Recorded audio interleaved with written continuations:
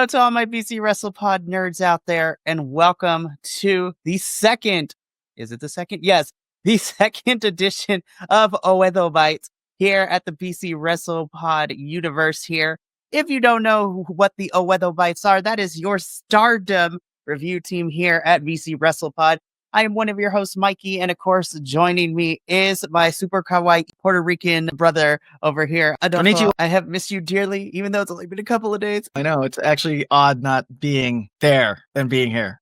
For reals, which means to tell us we got to do that more often. Right. Here's the next year.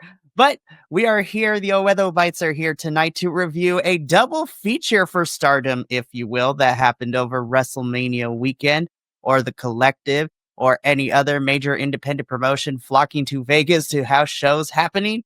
It was a great time. WrestleMania 41 Hell Week, as this is the final show that took place over Mania weekend.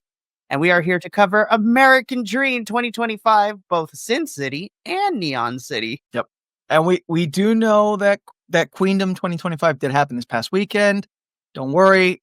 We will be reviewing that next, which I'm excited for because All-Star Grand Queendom is like a big time show. And lots of things happened at that. So before we get into the review, if you've been following us for a long time, or if you're new here and you like what you see on your screen, or even if you don't, that is okay. Make sure to leave us comments on the YouTube and the Twitch page and follow us on the social medias and let your voice be heard. Literally, if you go to any social media site and you look up at BC WrestlePod, you will find us pretty much anywhere and everywhere. But before we get into the review, Adolfo, we have a lot of news to talk about. We got news. So we have 4 bits of news that we're going to share, and I'm going to try to go in order in which they happen because they all happen within the span of less than 24 hours. So here we go. So the oldest, and I put that in air quotes, news is something we already knew, that since we were talking about Sin City and Neon City tonight, Mina Shira has finished up with Stardom. These were her last 2 Stardom dates, her last 2 Stardom shows, and she will be reporting to AEW full-time shortly. I mean, Who knows how long before she gets on AEW television, but this upcoming week on Thursday, she will be going one-on-one with CMLL's La Catalina on Ring of Honor. So that's going to be a fun match, honestly, and I can't wait. I'm excited because I have never seen La Catalina and Mina Shirakawa fight each other before, so this is going to be a fun one. So yeah, I mean, every time you get that lucha and that Joshi style together, it's always a good time. So absolutely. So I'm excited. We've known this was coming, but then the next 3 things we did not. Well, one of them we did see coming, but the other 2 were kind of a surprise. So first, in the main event for Stardom's All-Star Grand Queendom, in a career versus career match, Tom Nakano, unfortunately, was the loser of that main event match. And she is officially retiring from professional wrestling, and she's just going straight into retirement. Usually Stardom does like a road to retirement. You kind of like, you have a last few matches against some people, and then you're officially retired. No, Tom doesn't want any of that. Nothing like that. So she's officially retired, and she is going to enjoy her life, which Tom has been in Stardom since its inception of 2011. So she's one of the OG girls. And so she decided that she's going to hang it up. And you know what? Tom has been a staple for Stardom since its inception. So I'm super happy that she gets to go out on her own terms. And I wish her nothing but success in whatever she chooses to do next. So that was one that we knew. The other 2 also include some other folks that are finishing up with Stardom that we did not know until this past weekend. So first and foremost, let's talk about, our Gaijin of Miss Thekla, who we're going to talk about here, but she lost her match at All-Star Grand Queendom. She was forced to join the Cosmic Angels faction, and she was not having it, so she attacked the president. Again, we'll talk about in a little bit here. And she, quote-unquote, got fired from Stardom. In reality, Thekla has finished up with Stardom as well. She will be heading to the States.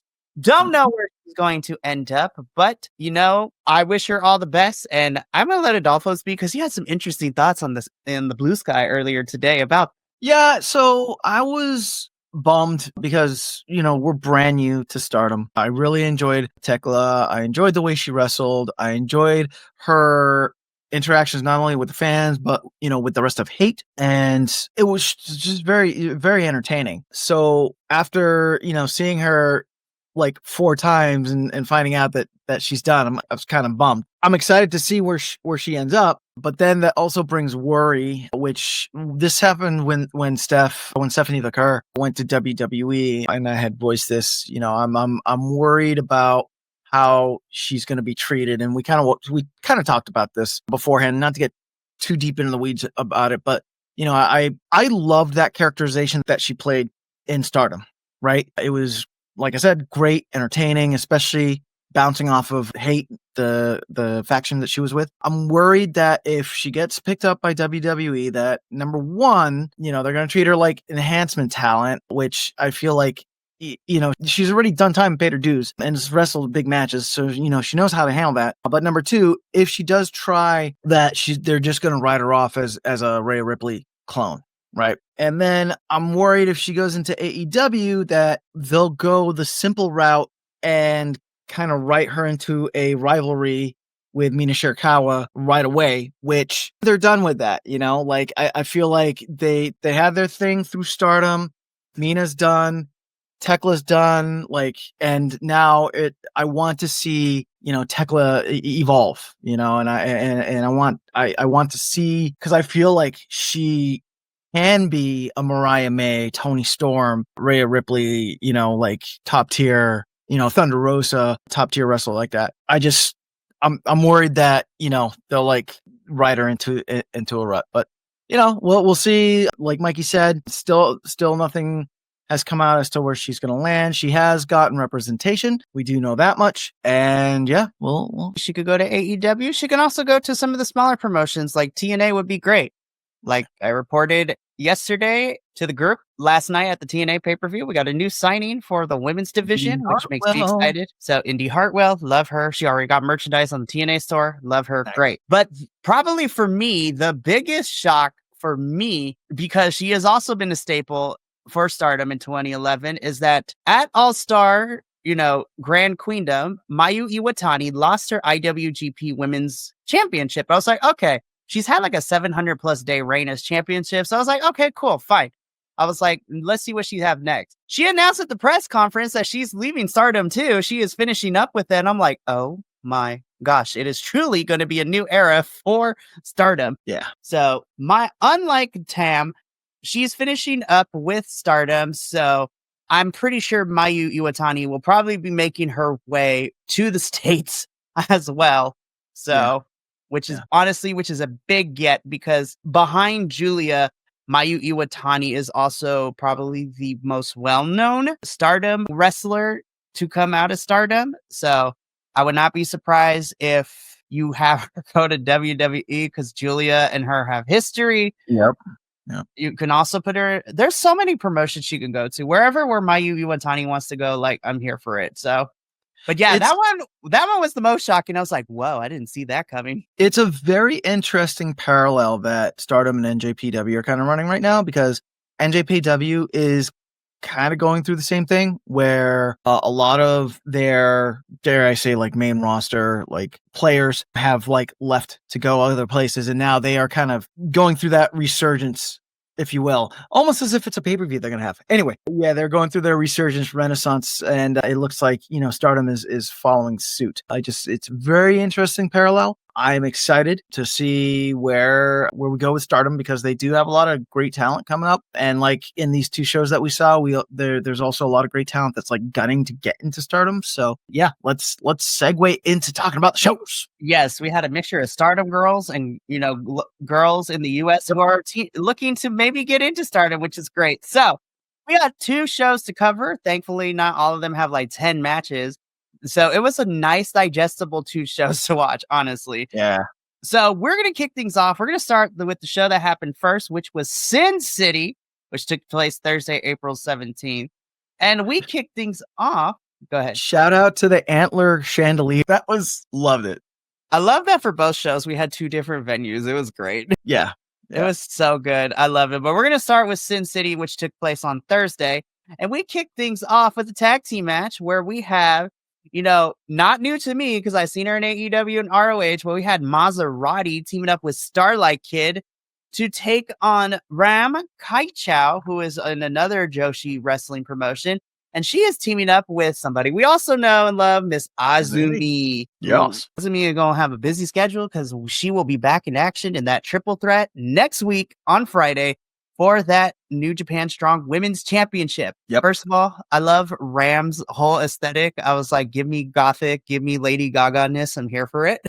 Yeah, she had a very Ghost mystique about her, Ghost the rock band, which was definitely cool. I really, really dug this match too, because again, I am very familiar with most of these girls except for Ram, but I loved her style and I loved her wrestling.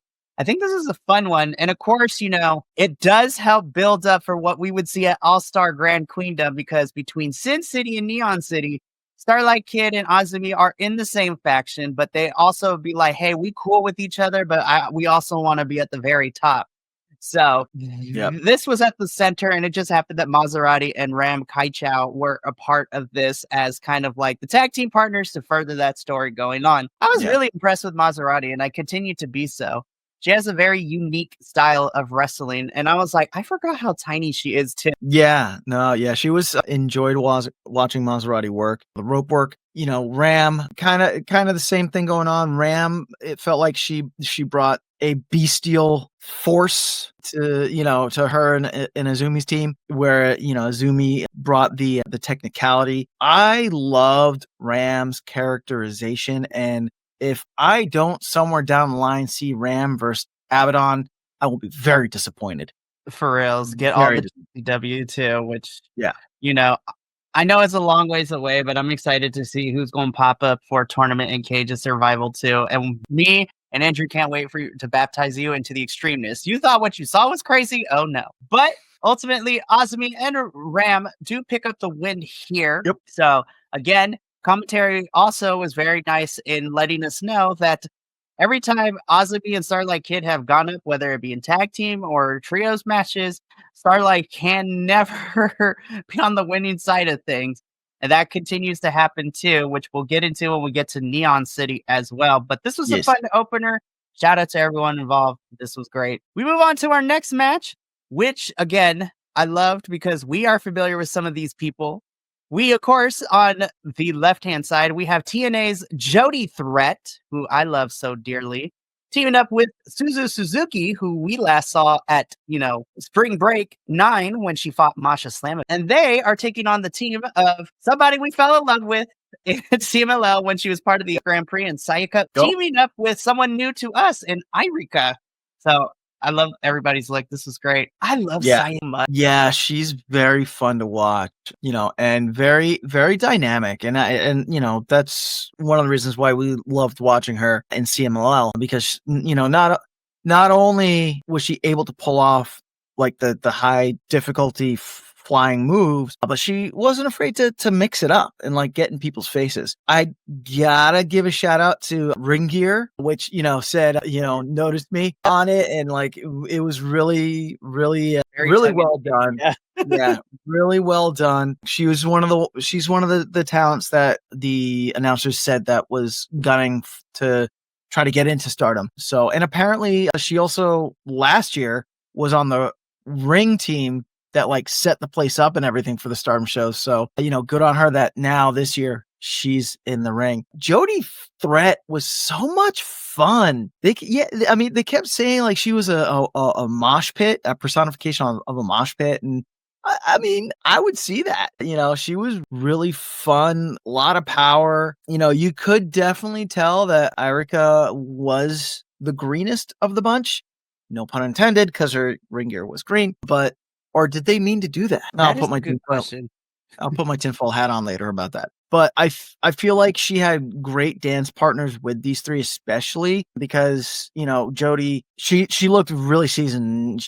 She got those reps going. So it was a really good match. So fun fact about Jody Threat, she's only been wrestling for 7 years. And she has been trained by, of course, somebody you might be familiar with if you've been following AEW is the walking weapon himself, Josh Alexander. Yes. So, but I love Jody. She is I love her because she and Lady Frost are the current embodiments of it's never too late to learn wrestling, because Jody is in her 40s, but she is so good. And of course, if you haven't, I'm plugging in TNA, I don't care. But if you haven't, Jody Threat and Danny Luna, who are the tag team in TNA known as Spitfire, they are both so good. And it was really smart to have Jody paired up with Suzu, who we saw at Spring Break 9 as being like a very strong style, mostly using graps and kicks and just also throwing girls around the ring too. Yeah. So, and I love and Sayaka, but unfortunately they were no matches. Jody and Suzu picked up the win here. It was so good though. I love this. This was a fun match. Oh, so we get into our next match, which is another tag team match. This one had Saya Ida and Hanan taking on the team of Kelsey Heather and Hazuki. So Kelsey Heather, of course, another girl that commentary mentioned was trying to get into Stardom as well. And I was just like, she's giving me Carmella vibes and I'm here for it. Well, I mean, they did say that she trains at the dungeon, and Natty Neidhart. Yeah, Natty Neidhart is one of her senpais, whatever. Other than Tekla, I love Saya Ida. Love her. Oh man, little ball of power. Yes, sir. It was great, and she takes a beating, which we'll see. We'll talk about in Neon City. Yeah, she was great, and she was definitely playing that whole like power. I am of this tag team. Whereas Hanan was doing a lot more of the faster moves. Kelsey Heather looked really good for being new. She looked really good. And I felt she worked really well with Ida and Hanan, selling all the things. Yeah. This was a great match. And then we went to intermission. I was just like, I forgot Stardom shows have intermissions. Yep. Just like Progress shows, there's intermissions halfway through the show. Yeah. That caught me off guard too. Also like the little tech issues that they had at the beginning throughout, I was like, this is truly an independent show. I love it. Yeah. I enjoyed it. To me, that added flavor to it, so, but yep. So I mentioned that this was the beginning of where we would see full on faction versus faction and the girls in the factions working together. And there is no better case than the match that happened after intermission, which was the Empress Nexus Venus, which is Hanako and Miss Mina Shira taking on Hate, being represented by Momo Watanabe and Natsuko Tora. This is not the first we have seen of Natsuko either, because she was part of Dream at the very beginning of the year. Of course, we are very familiar with Everybody Wants Mina. Mm-hmm. Listen, I love this Joshi crowd. Like, I need AEW to get into it, but the whole crowd already did the Mina Shirakawa chants immediately. I'm like, yes, give it to me. I love that Mina is playing the straight man too. She just walks out with Mina doing her whole dance. And I'm just like, Mina, I love you. You are fantastic. But this was such a good tag team match. This is true Stardom, what Stardom's known for with their faction on faction tag team matches. This was so damn good. I loved it. Yeah. I would like to talk about hate, harass, abuse, terrorize, and exterminate. Is it exterminate? You know what? I don't want to be clocked, so let me look it up real quick. Yeah. Continue. Yeah, but they are so heel, and it's like they are so over the top heel, and it's fantastic. Momo coming in with her baseball bat and swinging it around, blowing the stuff in people's faces. Also, Natsuko, loved your hair. I love that, right. Like the white with the cheetah print. It was good. Oh, okay. So it is harass, abuse, terrorize, and eradicate. That's what it is. But they work really well together. I felt that's like what elevated this match. I also felt seeing how this technically, even though I watched Neon City first, in the real timeline, Sin City came first. As this was the last weekend of Mina Shirakawa, I did feel like they wanted to try to showcase her and have her go out, with good feelings. I felt that Momo and Natsuko did a great job to assist her. And, shout out to Hanako as well. Like, she worked really well with Mina, but she went punch for punch with Natsuko, who is the power on that side of the ring. But, she held her own. It was very entertaining. Yet again, Momo, you need to target who you're swinging at a little bit better, because that is what unfortunately cost them the match, was Momo Watanabe swinging with the baseball bat and connecting with Natsuko, and then allowing Mina to get the 1, 2, 3. on which I forgot what they called that pin that Mina got, that maneuver. That was an impressive looking pin. So It definitely was. And of course, after the match, we do get Mina on the mic talking, thanking everybody. Hanako also talks a little bit too. It was great. I loved it. I was like, well, we're spoiled because Mina's about to come over full time here in the States. But man, what a great send off for her. At least her here, but she won't be done because she got one more match in Neon City we're going to talk about when we get there. But very good from all four of our Stardom girls here. And this was great. So now we get into the semi-final match of Sin City, which was also mixed with some Stardom girls and some girls trying to get in. We have our Latina lesbian here, Viperous, who, the new power couple of Viperous and Abaddon. I am fully here for that agenda. But Viperous is teaming up with Saeed to take on and Konami, who, again, in the timeline of things, we saw her at Bloodsport first before we got here to Sin City, and it was still good to watch. Yep. Shout out to the Latina girls trying to get to Stardom. I love that. Oh man, if they make it, I would be so happy and excited for them if they made it. So this, of all the matches, I felt this one had some hiccups. Not saying that it was a bad match, and it was not entertaining because it was still entertaining. And, these four put out their all, and it was, and that was great. I just feel like people's rookiness was kind of showing in this match a little bit, for me, at least, especially with Sherry and Konami, who, they're just, man, they were just everywhere. Like Sherry hitting all those, like all that mat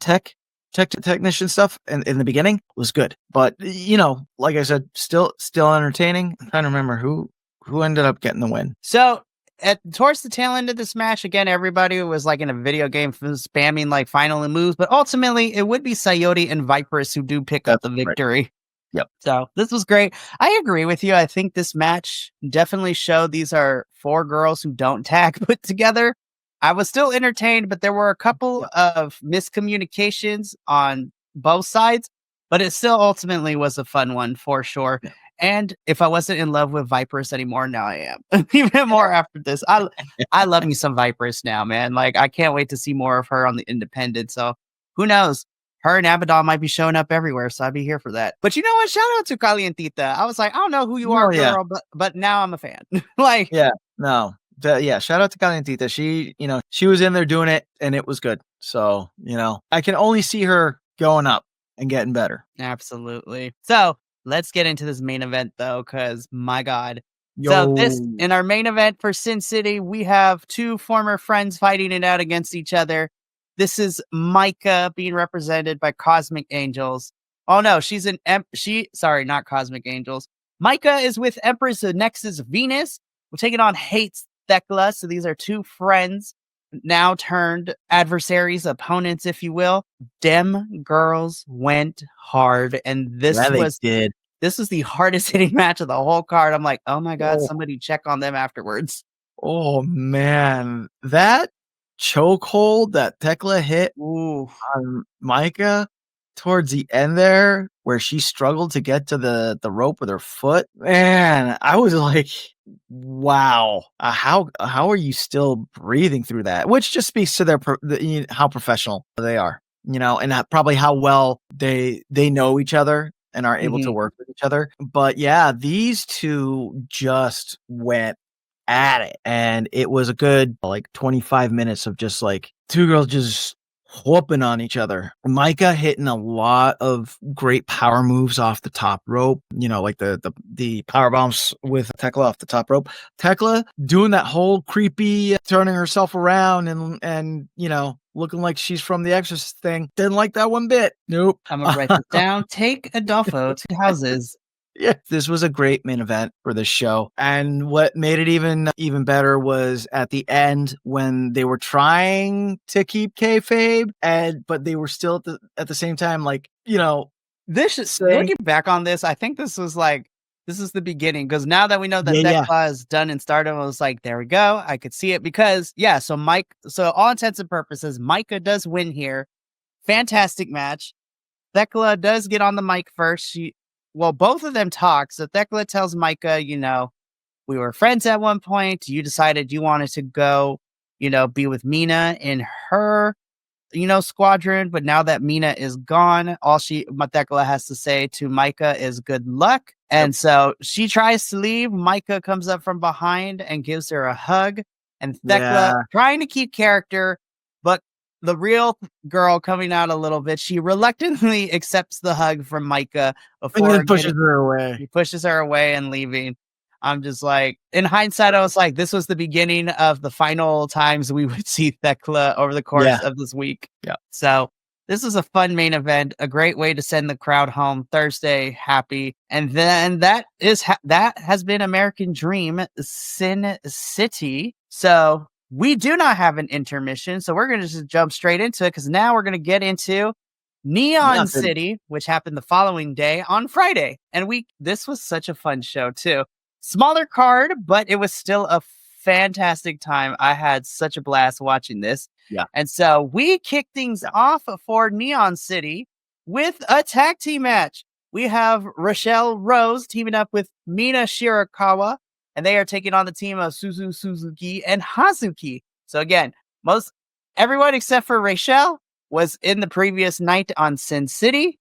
Yep. And this would be Mina's final Stardom match. Shout out though to Rochelle Rose, who got married that weekend and went and wrestled. So her honeymoon is this wrestling event. Yep. And we're just gonna talk straight with her, straight about her, because she came out with Mina. Mina was doing her shimmy, and at the beginning, Mina did take the mic and did congratulate for being the Spark champion. And she called Rochelle over to try to shimmy with her, but Rochelle was like, nah, no, and she just hauls off and on Suzu Suzuki, at which ding ding ding, the match has started. This was a great opener.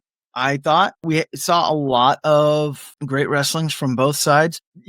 Rochelle worked really well with Mina, but at the same time, it was a good showcase of Mina for her last appearance with Stardom. I love that move that Mina does, where she sinks the figure four and then gets the person for the DDT and then drops both of them. I love it when she does that. This is my chicken scratching notes, so I'm trying to paraphrase here. Oh yeah, Rochelle Rose, beautiful plancha.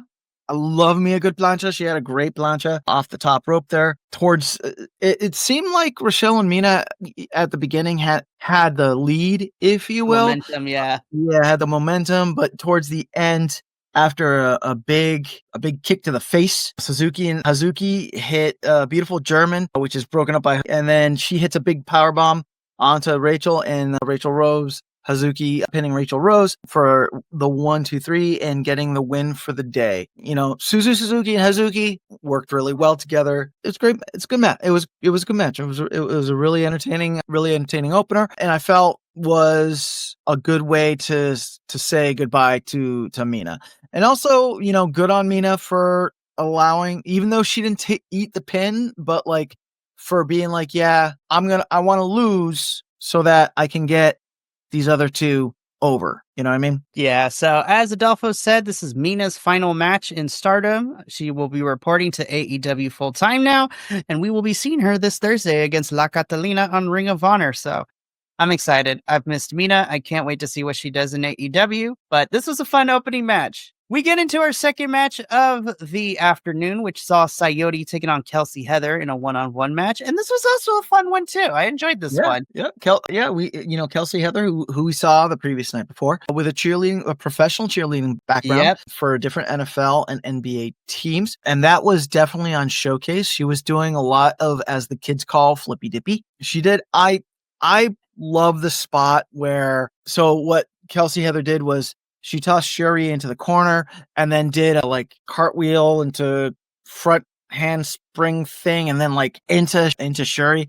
I love that spot. It's so good. Too. And she hit that so a great example of how these two worked well together was that Kelsey was about to hit a moonsault, but Shuri countered it and wrapped her up for a 1-2 ooh, which was a lot of fun. Shuri was laying hits into Kelsey. It was Yahoo! Like she hit this one face buster into a knee strike into Kelsey. I was like, man, hope she has a dentist available, For real. But in the end, Shuri hits a sleeper and gets the submission for the win. It definitely was. I'm so happy I hope we get to see more of Kelsey because I think she is fantastic. Yeah. I felt like in this one-on-one match, we got to see her more. I mean, that's kind of true for most tag team and trios matches, if you will. 6-person tags is like everybody's working as a group, but then one-on-one is when you see what they can do. And I like Kelsey's style. I love Coyotes too, but I want to see more of Kelsey. So I think this was a good showing for both of them, honestly. Yeah. I don't mean this in a derogatory way, but I feel that style would fit perfectly in with like NXT WWE brand. Right. Get to finesse her. Well, I mean, commentary said it. She was in a gymnastics background and she's training and she's still learning in wrestling. And ultimately, that's what NXT does. They take a lot of athletes from other sports and then turn them into WWE style wrestlers. Yep. Yeah. So I wouldn't be surprised if down the road we see Kelsey in WWE in one shape or form. Right. So I'm also interested too, because with WWE's ID program where they're getting, these independent talents and stuff like that, it's going to be interesting for sure. But we move on to probably my favorite chaos match. Right. Intergender. This is a mixed 6-person tag team match, which we saw on one side, we have the DKC teaming up with Zila and Hanan of Star. And they were taking on the team of, Bullet Club War Dog member, Defy Wrestling men's champion, and overall bad boy, Clark Connors. And he was teaming up with Hate, being represented by Thekla and Natsuko Tora. This was chaos. I loved it. Yeah. And this is what intergender needs to look like. I'm just saying. Yeah. The team of Clark Connors and Hate just dominated this match. It makes too much sense, honestly, too. I mean, it does. My heart went out to Saya, man, because I felt like she really got just the brunt of it, and she kept coming.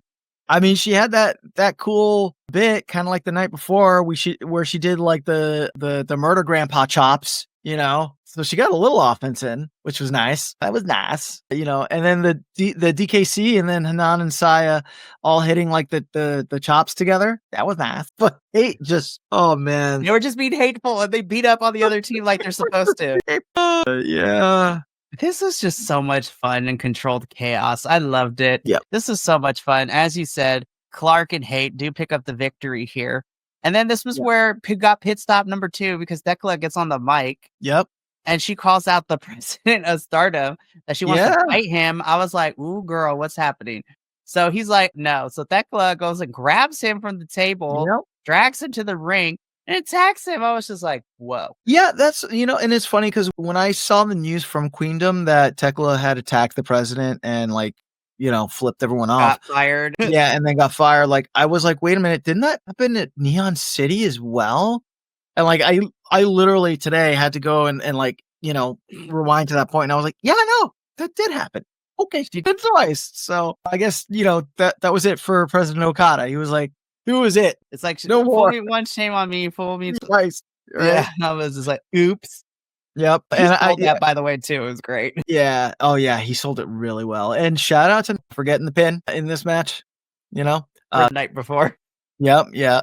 Yep. Because she ate the pin the night before. So, yeah. It was, fun match. This is what intergender matches need to be. And I don't understand why we don't see more of them. Thank you very much. Good night. For reals.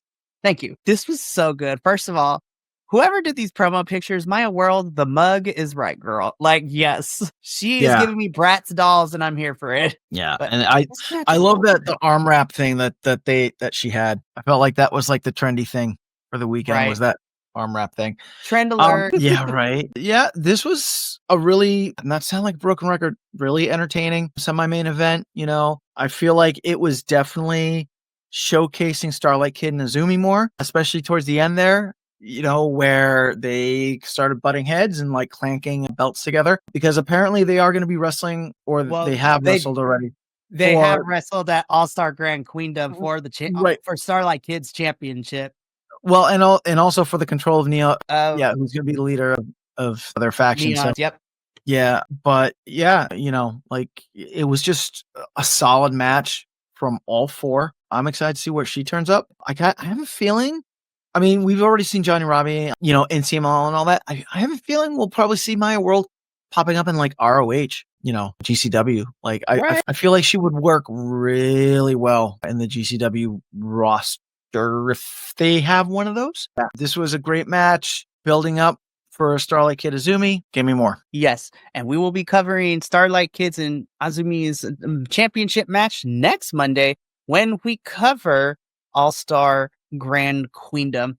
But let's talk about this main event because we were blessed with a 6-woman tag team match in which we saw Empress Nexus Venus, which is Hanako, Micah, and returning to Stardom for this show, Miss the Mega Sis Megan Bayne. And they are taking on Hate, which is, and unofficially, part of Hate? We'll see. Not to jump the shark, Megan Bayne, Hanako, and Micah, they got the win. Yes, they did. Megan Bayne, it was very interesting. Let it out.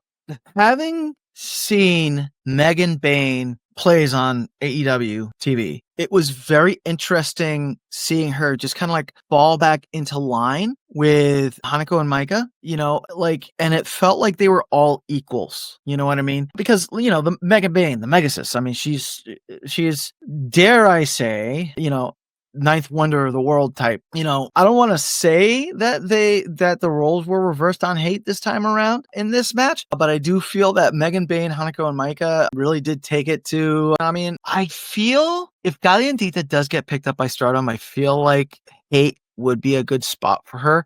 But I definitely want to see them work more with her characterization because, like, Watanabe and Konami were just like, we are Hate. We're here. We are, we're badasses and we're going to beat the crap out of you. Right. But Galiandita, like, she had like glimmers of that, but she, again, I would just attribute it to her being new and like this probably being her first like big. And it was, I watched the shows and it was a fucking lot. Right. So I could just imagine her not, coming off of the night before and then probably also having other shows that she had to go to that weekend. Right. Like, so I could understand how, how like she had the nerves going, but like, yeah, if she actually does end up Hate, I really want them to work with her characterization because I feel like she has the potential to ooze that type of machismo, if you will. No, that the rest of Hate oozes. So again, this was a fun main event. Megan, Hanako, and Micah all pick up the victory here. It's really fun to see Megan do the typical Joshi bow to the crowd as we go in off the air. So it was nice.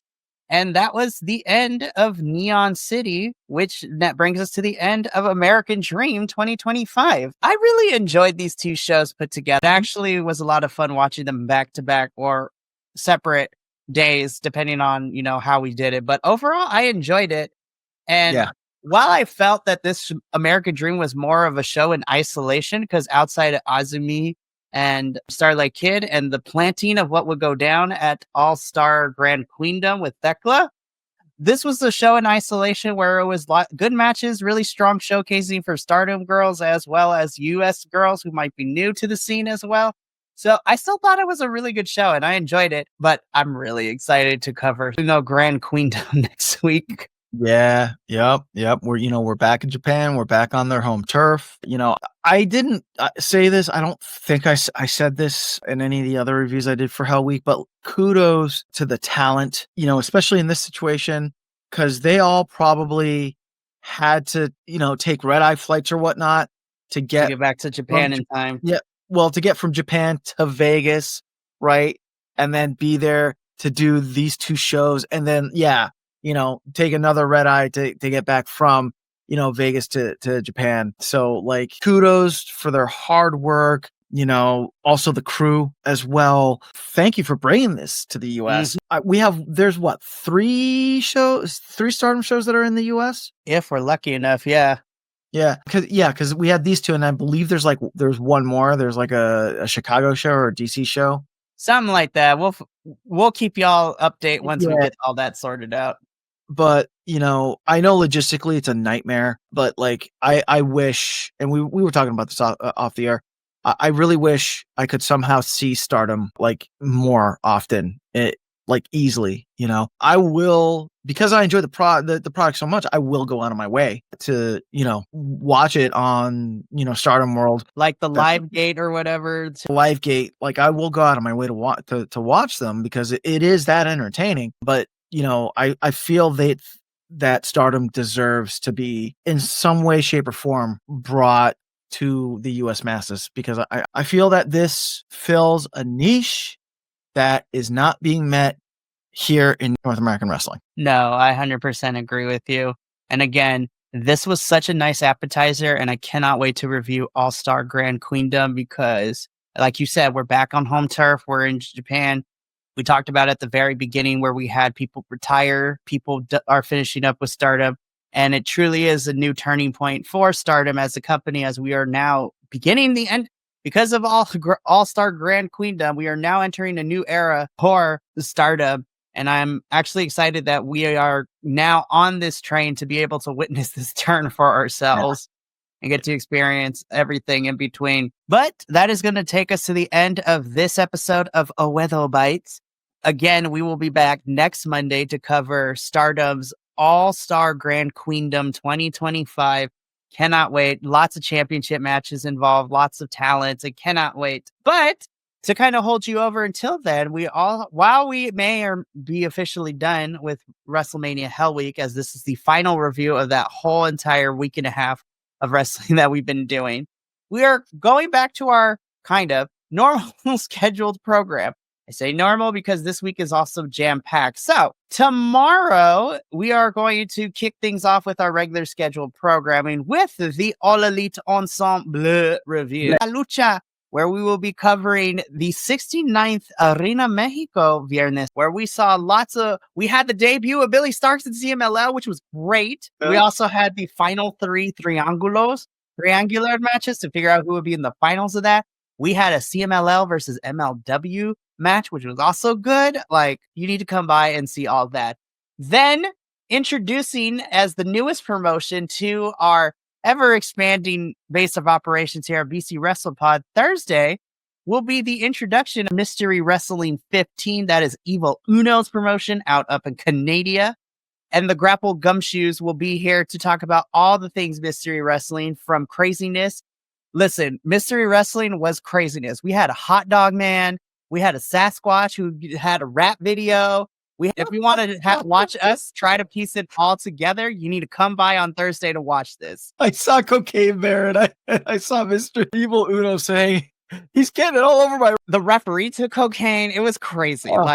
Fantastic. It was fantastic. So y'all need to come by because it's going to be a hoot. Then on Friday, yesterday, I was there live, but the TNA crew will be reviewing the Rebellion pay-per-view. So the Six-Sided Scholars will get together to review TNA Rebellion, which happened yesterday on Sunday, April 27th.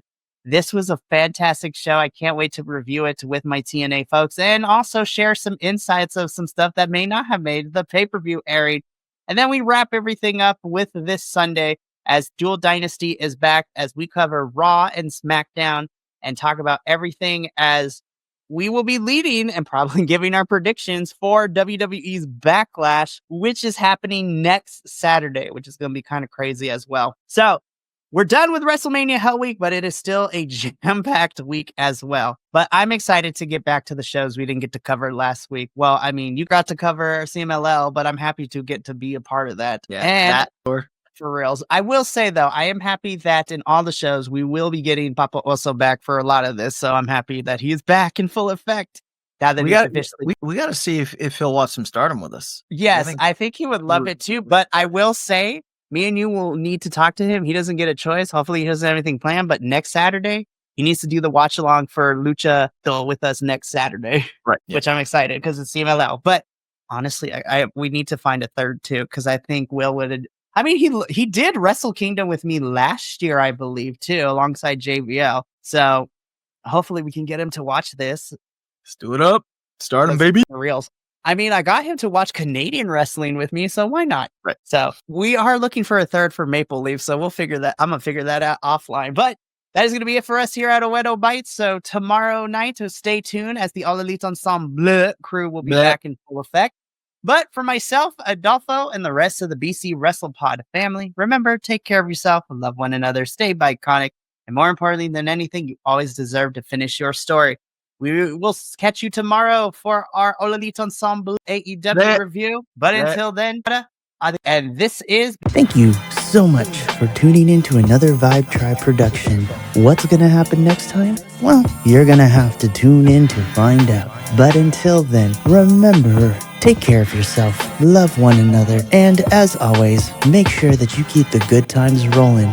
Thank you for being here, and we'll see you next time.